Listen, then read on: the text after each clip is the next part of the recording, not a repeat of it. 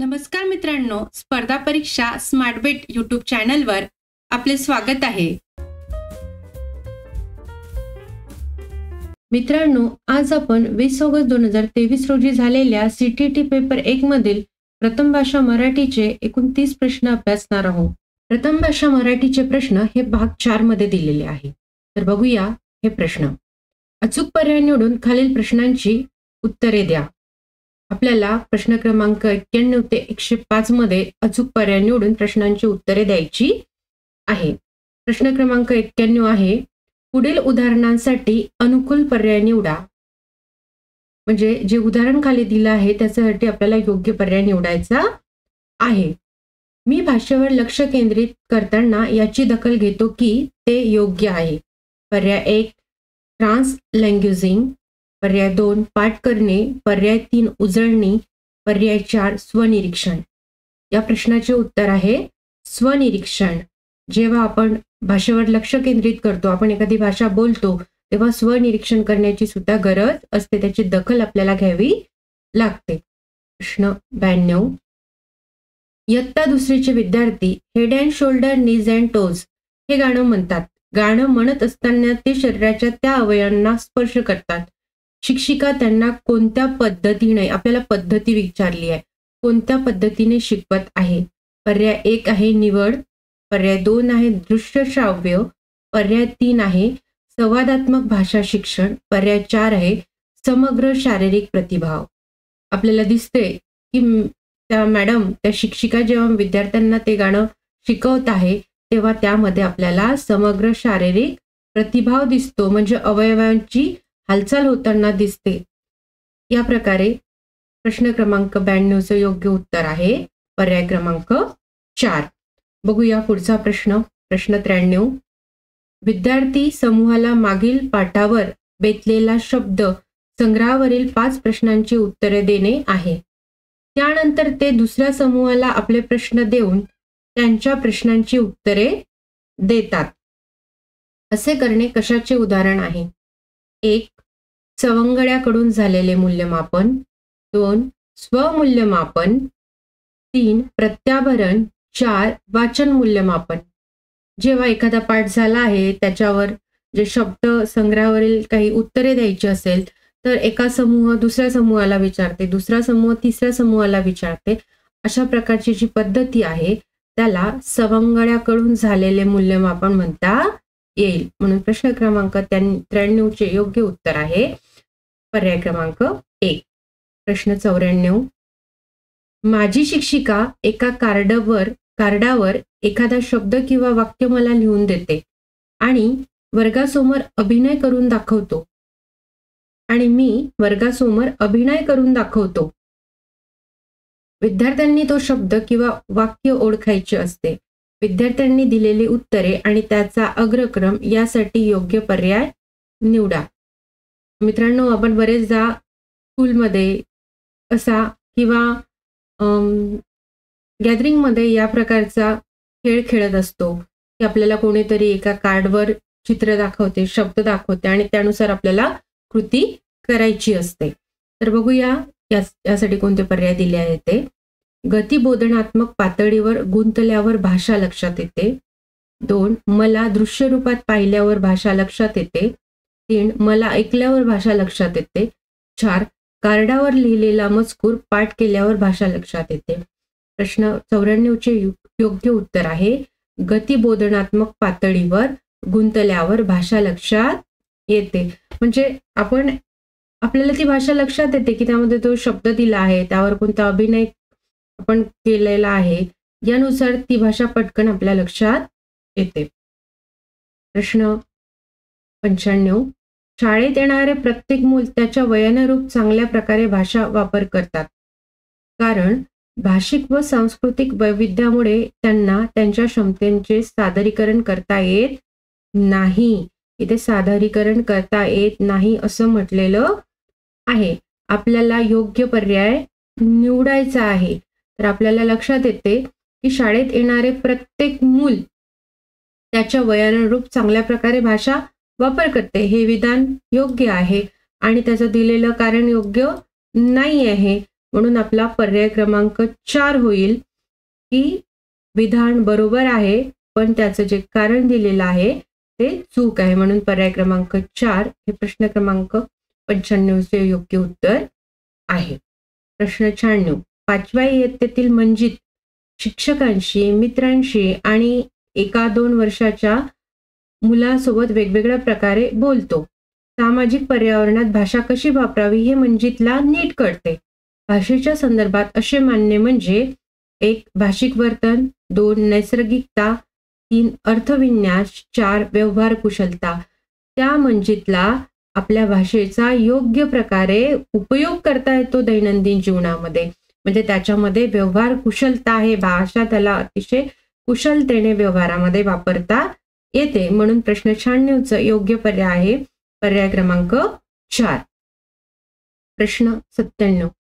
एका आईच्या लक्षात येते की मुलगा काही वेळा अशा काही गोष्टी बोलतो ज्या तिने कधीही त्याच्या भावंडाकडून किंवा मोठ्या माणसांकडून ऐकल्या नाहीत. ती बुचकड्यात पडते. तिला असे वाटते की मुलांनी कुटुंबातील आणि आजूबाजूच्या लोकांच्या अनुकरणातून भाषा आत्मसात केली आहे. तिला असे वाटणे म्हणजे आईला जे वाटते ते काय आहे? 1. बहुभाषकता, 2. देशीयता, 3. वागणूक, 4. पदबंध रचना. या प्रश्नाचे योग्य उत्तर आहे वागणूक. तो वागणुकीमधून शिकत आहे, तो अनुकरणातून शिकत आहे आणि भाषा आत्मसात करत आहे असं आईला वाटेल. म्हणून प्रश्न 97चे योग्य उत्तर आहे पर्याय क्रमांक 3. प्रश्न 98. औपचारिक सूचनांचे वाचन करण्यापूर्वीचे कौशल्य ज्याच्यामुळे नंतरच्या टप्प्यावर इतर शैक्षणिक कुशलता आत्मसात करता येतात ते म्हणजे पर्याय क्रमांक 1. उदीयमान साक्षरता, पर्याय 2. उदीयमान उपाययोजना, 3. उदीयमान अभ्यासक्रम, 4. उदीयमान गुणधर्म. या प्रश्नाचे योग्य उत्तर आहे उदीयमान साक्षरता. जे आपण शाळेत जाण्यापूर्वी औपचारिक शिक्षणाला सुरुवात करण्यापूर्वी जे कौशल्य आपण आपल्या जीवनामध्ये आत्मसात करतो ते कौशल्य आपल्याला औपचारिक शिक्षणामध्ये नंतर उपयोगात येते. बघूया पुढचे प्रश्न. प्रश्न 99. एका आजींना पुस्तकातील गोष्टी आपल्या नातवंडांना वाचून दाखवणे आवडते. यातून मुलांना नवीन कल्पना सुचतात आणि पुस्तकाविषयी माहिती मिळते. नातवंडांनाही हा उपक्रम आवडतो. हा उपक्रम म्हणजे 1. पर्याय 1. मोठ्याने वाचन, पर्याय 2. आदर्श वाचन, पर्याय 3. सहवाचन, पर्याय 4. संवादात्मक वाचन. या प्रश्नाचे योग्य उत्तर होईल संवादात्मक वाचन. कारण ती आजी मुलांना गोष्टी वाचून दाखवत आहे. त्यानंतर मुलांना हा उपक्रम आवडतो आहे. त्या गोष्टींमध्ये त्या मुलांना मग्न केल्या जात आहे, मुलांचंही ओपिनियन घेतल्या जात आहे. तर आपल्याला हे दिसून येते की हा उपक्रम असेल संवादात्मक वाचन. प्रश्न 100. पुढीलपैकी कोणत्या पद्धतीत भाषेतील मूलभूत घटक म्हणजे अक्षर, स्वन शिकवले जाते? पुढे गेल्यावर स्वनांच्या मदतीने शब्द कसे तयार होतात हेही शिकवले जाते. ही पद्धती म्हणजे पर्याय 1. संरचनात्मक पद्धती, पर्याय 2. अधोगामी पद्धती, पर्याय 3. ऊर्ध्वगामी पद्धती, पर्याय 4. समग्र भाषा पद्धती. तर पहिले स्वन शिकवले जाते आणि नंतर स्वनांच्या मदतीने शब्द शिकवले जातात. म्हणजे पहिले छोटे छोटे वर्ण आणि वर्णांच्या नंतर शब्द. तर ही आहे ऊर्ध्वगामी पद्धती. पर्याय क्रमांक 3 हे या प्रश्नाचे योग्य उत्तर आहे. बघू प्रश्न 101 वा. फोनेटिक शब्द रचनेचा वापर केल्यामुळे अचूक स्पेलिंग लिहिण्याचा वेग मंदावतो. कारण लहान वयात मुले पारंपरिक स्पेलिंगच्या ऐवजी आपल्या परीने स्पेलिंग वापरतात तेव्हा अचूक स्पेलिंग लिहिण्याच्या त्यांच्या क्षमतेचा वेग मंदावत नाही. बघा, फोनेटिक शब्द रचनेचा वापर केल्यामुळे अचूक स्पेलिंग लिहिण्याचा वेग मंदावतो हे वाक्य चुकीचे आहे आणि कारण त्याचे दिलेले कारण हे बरोबर आहे. म्हणून पर्याय क्रमांक 1 हे या प्रश्नाचे उत्तर होईल. ही विधान हे चूक आहे आणि पण त्याचं कारण हे बरोबर आहे. पुढचा प्रश्न बघूया. प्रश्न 102 वा. एखादी नवीन भाषा शिकताना त्या भाषेचे वैशिष्ट्यपूर्ण उच्चारण नियमामुळे मुलांचा आत्मविश्वास कमी पडतो. या अडचणीतून बाहेर पडण्याचा एक मार्ग म्हणजे तिथल्या तिथेच चुका दुरुस्त करणे. 2. मुलांनी वर्गात मोठ्याने वाचणे. 3. वर्गात अधिकाधिक संभाषण घडेल अशा प्रकारचे उपक्रम राबवणे. 4. समुपदेशकाच्या मदतीने उच्चारण उपचार करणे आणि सराव करणे. या प्रश्नाचे योग्य उत्तर आहे पर्याय क्रमांक 3. वर्गात अधिकाधिक संभाषण घडेल अशा प्रकारचे उपक्रम राबवणे. म्हणून पर्याय क्रमांक 3 हे या प्रश्नाचे उत्तर आहे. बघूया पुढचा प्रश्न.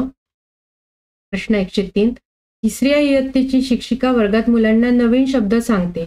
पुढीलपैकी कोणत्या कृतीतून मुलांना नवीन शब्द चांगल्या प्रकारे सांगता येतील? शिक्षिकेने तो शब्द फळ्यावर लिहून विद्यार्थ्यांना पाठ करावयास सांगणे. पर्याय 2. शिक्षिकेने त्या शब्दाचा विरुद्धार्थी शब्द सांगून त्या भाषेत त्याचा अर्थ सांगणे. 3. शिक्षिकेने मुलांना त्या शब्दाची नेमकी परिभाषा सांगणे.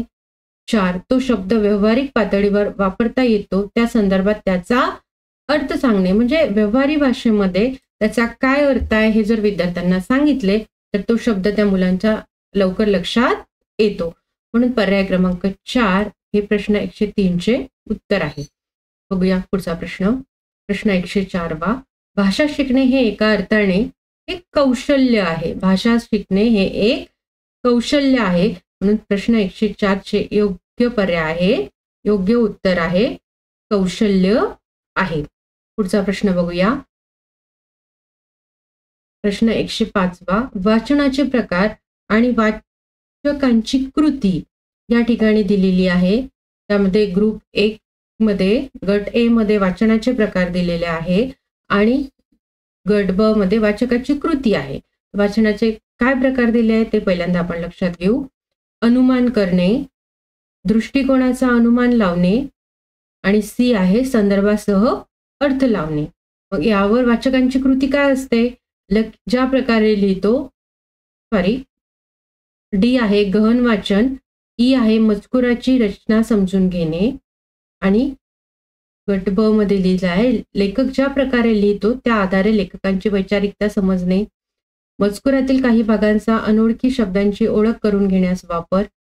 3 मध्ये दिला आहे शिक्षक आणि परिचयात्मक परिच्छेदाच्या आधारे माहिती कशी देण्यात आली आहे ते पाहणे. 4 मध्ये दिला आहे मजकुरात भाषा कशी वापरली आहे यावर भर देणे आणि 5 मध्ये दिला आहे मजकूर कशाशी संबंधित आहे हे स्वतःला कळावे यासाठी शीर्षक आणि चित्राचा आधार घेणे. या प्रश्नाचे योग्य उत्तर आहे पर्याय क्रमांक 2. पर्याय क्रमांक 2 हे 105 नंबरच्या प्रश्नाचे उत्तर आहे. मग आपण आता याच्या जोड्या बघूया कशा लागलेल्या आहेत.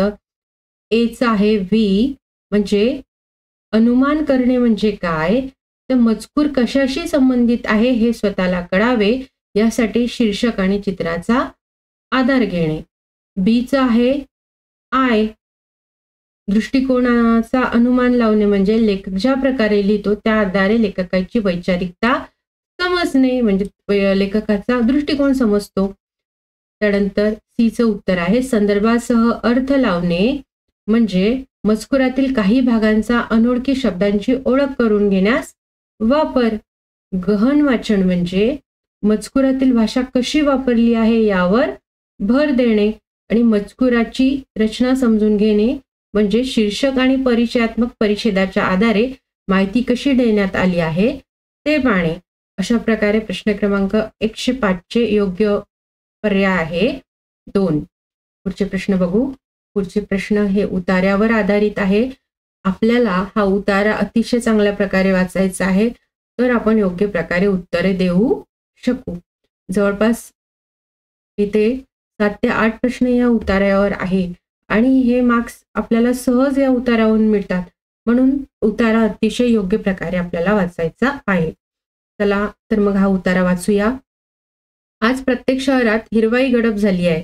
काय हिरवाई? तिची जागा आता काँक्रीटच्या जंगलाने घेतली. शिवाय हवेचे प्रदूषणही भरमसाठ वाढले. भारतातल्या जवळपास कुठल्याही महत्त्वाच्या शहरातून विमानातून प्रवास करताना आज भस्सदिशी नजरेत शिरतो तो हिरवाईचा पुरताचा अभाव. मला वाटतं प्रत्येक शहरात मोठ्या प्रमाणात झाडं लावणं हाच तिथल्या हवेचं प्रदूषण कमी करण्याचा अतिउत्तम उपाय आहे. वृक्षाच्या उपकारतेबद्दलची पुष्कळच अभ्यासपूर्ण आणि तपशीलवार माहिती जगभर सर्वत्र प्रकाशित झाली आहे. यातून दिसून येते की अत्यंत अपायकारक असलेले 2.5 ते 10 मायक्रॉन आकाराचे द्रव्यकण हवेतून शोषून घेण्यास झाड अत्यंत उपयुक्त ठरतात. प्रामुख्याने स्वयंचलित वाहनाच्या धुरातून आणि जैविक पदार्थांच्या ज्वलनातून हे द्रव्यकण हवेत पसरत असतात. यातील 2.5 मायक्रॉन आकाराचे द्रव्यकण श्वासावाटे आपल्या शरीरात शिरले तर थेट मेंदूपर्यंत जाऊ शकतात. त्यापासून अनेकविध आजार उद्भवू शकतात. याहून थोडं मोठं म्हणजे 2.5 ते 10 मायक्रॉन इतक्या आकाराचे द्रव्यकण दमा आणि फुफ्फुसाच्या इतर आजारांना कारणीभूत ठरू शकतात. असे हे उपद्रवी द्रव्यकण झाड अत्यंत परिणामकारकरित्या पकडतात.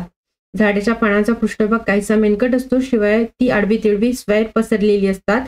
त्यामुळे विविध बाजूंनी येणारे हे सर्व द्रव्यकण त्याच्यावर सहज चिकटू शकतात.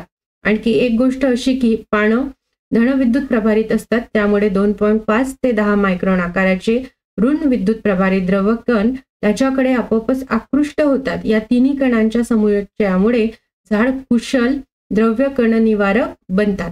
एका अभ्यासाअंती या प्रतिपादनाला पुष्टी मिळाली आहे की नागरी वसाहतीत अधिक झाड असणं आणि तिथल्या रहिवाशांना दम्याचा अटॅक येण्याचं प्रमाण कमी असणं याचा सकारात्मक सहसंबंध आहे. कशाचा? नागरी वसाहतीमध्ये अधिक झाड आणि तिथे दम्याचा अटॅक कमी येतो.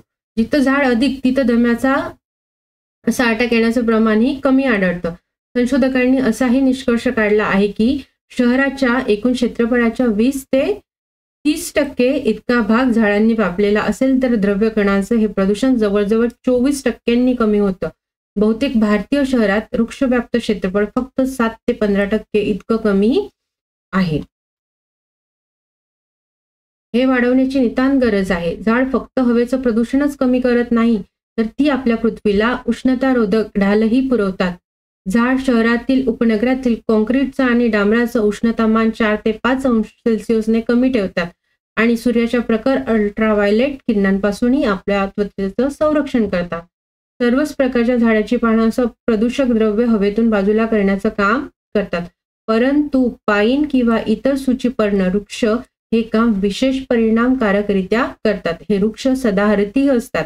हिवाळ्यात त्याची पानं झडत नाहीत. त्यामुळे द्रव्यकण आणि धूळ शोषून घेण्याच्या बाबतीत ते सर्वाधिक कार्यक्षम असल्याचे दिसून आलं आहे. आणि म्हणून शहरातील वृक्षारोपणासाठी विविध स्वरूपाच्या झाडाची निवड करत असताना या सदाहरित वृक्षांची योग्य असं प्रमाण आपण त्यात आवर्जून राखायला हवं. अशा प्रकारचा हा इथे पॅरेग्राफ दिला आहे आणि त्यावर आधारित 7 ते 8 प्रश्न या ठिकाणी दिलेले आहे. बघूया.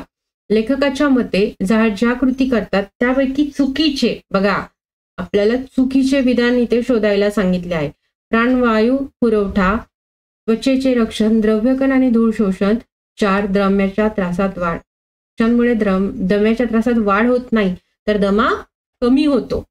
प्रश्न 7 आहे. प्रदूषक द्रव्ये वातावरणातून अधिक चोखपणे बाजूला सारण्याचे काम कोण करते? पर्याय 1 स्वयंचलित वाहने, 2 कॉन्क्रीटचे उष्णतामान, 3 पाईन व सूचीपर्ण वृक्ष, जैविक पदार्थ. योग्य पर्याय आहे पाईन व सूचीपर्ण वृक्ष हे प्रदूषक द्रव्य वातावरणातून अधिक चोखपणे बाजूला करतात. प्रश्न 108. भरमसाठ या शब्दाचा समानार्थी शब्द शोधा. भव्य, अमर्याद, भडीमार, आसमंत. याच्यामध्ये योग्य पर्याय आहे अमर्याद. भरमसाठ म्हणजे अमर्याद.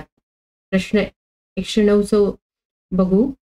ती आडवी तिडवी स्वैर पसरलेली असतात. या वाक्यातील अधोरेखित शब्दाची जात, शब्दाच्या ज्या जाती आहे त्या जातींपैकी आपल्याला योग्य जात या ठिकाणी ओळखायची आहे. ती आडवी तिडवी स्वैर पसरलेली असतात. 1 क्रियाविशेषण अव्यय, 2 क्रियापद, 3 भाववाचक सर्वनाम, 4 सर्वनाम. नाही, सर्वनाम होणार नाही, भाववाचक सर्वनाम होणार नाही, क्रियापद होणार नाही. योग्य उत्तर आहे क्रियाविशेषण अव्यय. हे आहे क्रियाविशेषण अव्यय. पुढचा प्रश्न बघूया. पुढील पैकी विशेषनाम नसलेला पर्याय शोधा. काय? विशेष नाम. विशेष नाम नसलेला पर्याय शोधायचा आहे. पृथ्वी विशेष नाम आहे, पाईन विशेष नाम आहे, सुचिपर्णी विशेष नाम आहे, झाड सामान्य नाम आहे. म्हणून विशेष नाम नसलेला योग्य पर्याय आहे पर्याय क्रमांक 4. प्रश्न 111. उतार्याप्रमाणे कोणत्या दोन बाबीमध्ये सकारात्मक संबंध असल्याचे निष्पन्न झाले असे सांगण्यात आले आहे? 1. प्रदूषक द्रव्य आणि डांबराचे उष्णतामान. 2. कॉन्क्रीटचे जंगल आणि वायू प्रदूषण. 3. दमा आणि फुफ्फुसांचा आजार. 4. अधिक झाड आणि कमी होणाऱ्या दम्याचा त्रास. पर्याय क्रमांक 4 आपण दुसऱ्या पॅरेग्राफमध्ये बघितलं आहे. अधिक झाड आणि कमी होणारा दम्याचा त्रास याच्यामध्ये सकारात्मक सहसंबंध दिसून येतो. प्रश्न 112. एखादी गोष्ट मुद्दाम निक्षून करणे या आशयाचा कोणता शब्द उतार्यात आलेला आहे? पर्याय 1. उपयुक्त. 2. कार्यक्षम. 3. आवर्जून. 4. अपायकारक. तर उतार्यात आलेला शब्द आहे आवर्जून. म्हणजे एखादी गोष्ट आवर्जून करणे म्हणजे मुद्दाम करणे होईल. प्रश्न 113. लेखकाच्या मते कोणत्याही शहरात प्रवेश करताना प्रकर्षाने जाणवणारी गोष्ट कोणती? 1. प्रदूषक द्रव्य. 2. हिरवाईचा अभाव. 3. वृक्षारोपण. 4. कॉन्क्रीटचे जंगल. पॅरेग्राफ 1 मध्ये हे उत्तर आहे हिरवाईचा अभाव. जेव्हा लेखक एखाद्या शहरात प्रवेश करतात तेव्हा त्यांना प्रकर्षाने जाणवणारी गोष्ट आहे तो म्हणजे हिरवाईचा अभाव. प्रश्न 114. लेखकाच्या मते जागतिक पातळीवर कोणती माहिती उपलब्ध झाली आहे? झाडाची पाने धनविद्युत भारित नसतात. बहुतेक भारतीय शहरात वृक्षव्याप्त क्षेत्रफळात 7 ते 15% वाढ. वृक्षांच्या उपकारकतेबद्दलची सखोल व अभ्यासपूर्ण माहिती. झाडं प्रदूषण कमी करत नाही, उलट पृथ्वीचे तापमान वाढवतात. पर्याय क्रमांक 3 हे या प्रश्नाचे योग्य उत्तर आहे, कारण हे उतार्यामध्ये दिलेले आहे. पुढचे प्रश्न क्रमांक 115 ते 120 म्हणजे जवळ 5 प्रश्न हे कवितेवर आधारित आहे. दृष्ट हिला लागली, पडे कुणी पाप्याची सावली. लिंब लोन ग कुणी उतरा, जगदंबेचा ग अंगारा. लावा बांधा गंडा दोरा, काळजी घ्या चांगली. चाफ्यापरी गोरेपण पिवळ, काकडीपरी अंग कोवळ. मैद्यापरी लुसलुशीत सगळं, दृष्ट पडूनी करपली. ज्यांच्या पोटी उदंड माया, लेकुरवाड्या आयावाया. उक्त शहाण्या आना दाया, डावा चाफेकडी. चिमणीसारखं तोंड झालं, डोळ्यावरत तेज चाललं. नाक उंच वर येऊ लागलं, गत कशी ग झाली. अशी ही कविता आहे. यावर आधारित एकूण 5 प्रश्न या ठिकाणी दिलेले आहेत. लुसलुसीत हे कोणते विशेषण आहे? अनिश्चित संख्या विशेषण, गणवाचक विशेषण, गुण विशेषण. हे गुण दर्शवणारे आहे म्हणून हे गुण विशेषण आहे. लुसलुसीत हा शब्द गुण विशेषण आहे. चाफेकडीची उपमा कोणाला दिलेली आहे? 1. दायांना. 2. नायिकेला. 3. लेकुरवाड्यांना. 4. पोक्तबायांना. तर चाफेकडीची उपमा या कवितेच्या नायिकेला दिलेली आहे म्हणून पर्याय क्रमांक 2 हे 116चे उत्तर आहे. प्रश्न 117. काकडी परी अंग कोवड, यातील परी हे कोणते? काकडी परी अंग कोवड, यातील परी हे कोणते अव्यय आहे? 1. न्यूनत्वबोधक उभयनवी अव्यय. 2. उद्देशबोधक उभयनवी अव्यय. 3. परिणामबोधक उभयनवी अव्यय. 4. विकल्पबोधक उभयनवी अव्यय. किंतु परी हे न्यूनत्वबोधक उभयनवी अव्यय असतात म्हणून प्रश्न क्रमांक 117चे योग्य उत्तर आहे पर्याय 1. प्रश्न 118. दाया या शब्दाचा समानार्थी शब्द शोधा. पर्याय 1 सेविका. पर्याय 2 परिचारिका. पर्याय 3 उपचारिका. पर्याय 4 स्तुतिका. या प्रश्नाचे योग्य उत्तर आहे पर्याय क्रमांक 4. दाया म्हणजे स्तुतिका होतात. आपण बरेचदा इथे कन्फ्यूज होतो की दाई म्हणजे सेविका होईल, परिचारिका होईल. नाही, दाया या शब्दाला योग्य पर्याय समानार्थी शब्द आहे स्तुतिका. प्रश्न 19 चिमणीसारखं तोंड होणं म्हणजे सुरकुत्या पडणं, चेहरा सुकणे, अपराधी वाटणे, दुःखी होणे. बरेचदा आपण तापावरून उठल्यानंतर आजूबाजूचे किंवा आपली आई म्हणते की अरे बघ तुझं चिमणीसारखं तोंड झालं, अरे बघ तुझं चिमणीसारखं तोंड झालंय. म्हणजे काय झालंय की चेहरा सुकला आहे. अशा प्रकारे 119 या प्रश्नाचे उत्तर आहे पर्याय क्रमांक 2 चिमणीसारखं तोंड होणं म्हणजे चेहरा सुकणे. हा या प्रश्न सरावामधील शेवटचा प्रश्न आहे. तरुणीवर उपाय करण्यासाठी बोलवण्याचे कारण काय? त्या लिंबलोन उतरतात, त्या शहाण्या असतात, त्या प्रेमळ असतात, त्या अनुभवी असतात. ती जी नायिका आहे तिला तिची तब्येत नसेल योग्य, तिला बरं वाटत नसेल, तर लिंबलोन उतरवण्यासाठी त्या दायांना बोलवलं नाहीये, तर त्या दाया तिच्यावर अतिशय प्रेम करतात. यामध्ये आपल्याला दिसून येतं की त्यांच्या पोटी उदंड माया असते, त्या लेकरवाड्या असतात, त्या शहाण्या असतात. म्हणून या चाफेकडीला, या नायिकेला त्यांना दाखवा. म्हणून आपल्याला दिसतं की याचे योग्य उत्तर आहे की तरुणीवर उपाय करण्यासाठी बोलवण्याचे कारण म्हणजे त्या प्रेमळ असतात. या ठिकाणी 29 प्रश्न संपलेले आहे. जर आपल्याला हे प्रश्न उपयुक्त वाटत असेल तर या व्हिडिओला लाईक करा, सबस्क्राईब करा. पुन्हा भेटू एका नवीन प्रश्न सराव संचामध्ये. Thank you.